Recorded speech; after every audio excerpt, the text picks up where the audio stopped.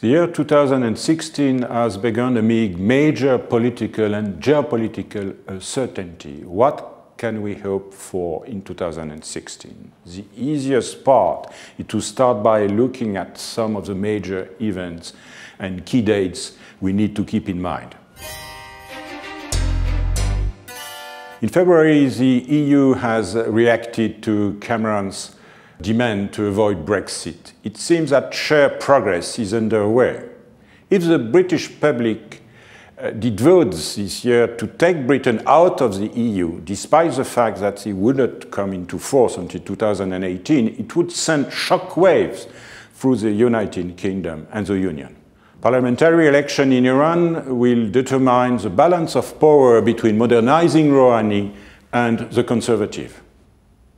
Negotiation in Geneva over Syria will lead nowhere, since Assad regime is gaining ground with Russian help.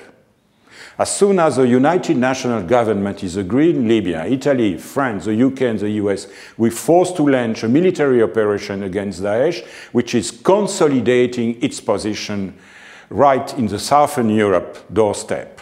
In July, NATO will hold this summit in Warsaw with the aim of calming European nerves about Russian revisionism, which sanctions have so far done little to stem.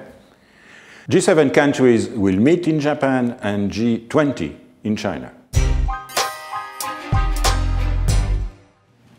I want to focus on the next 5 years, the next 10 years, and beyond. I want to focus on our future.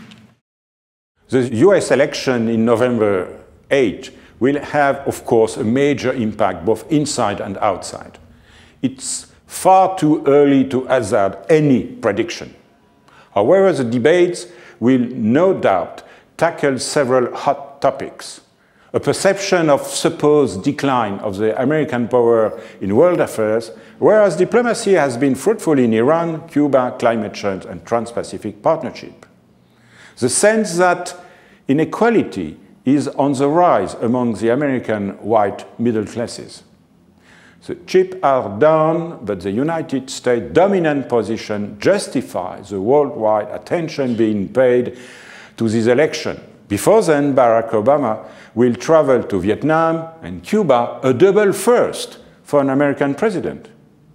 His aim is to add substance to the famous pivot to Asia and thus confirm Washington's long-term goal of containing China. He will also seek to re-establish links with Latin America after normalizing reaction with Havana.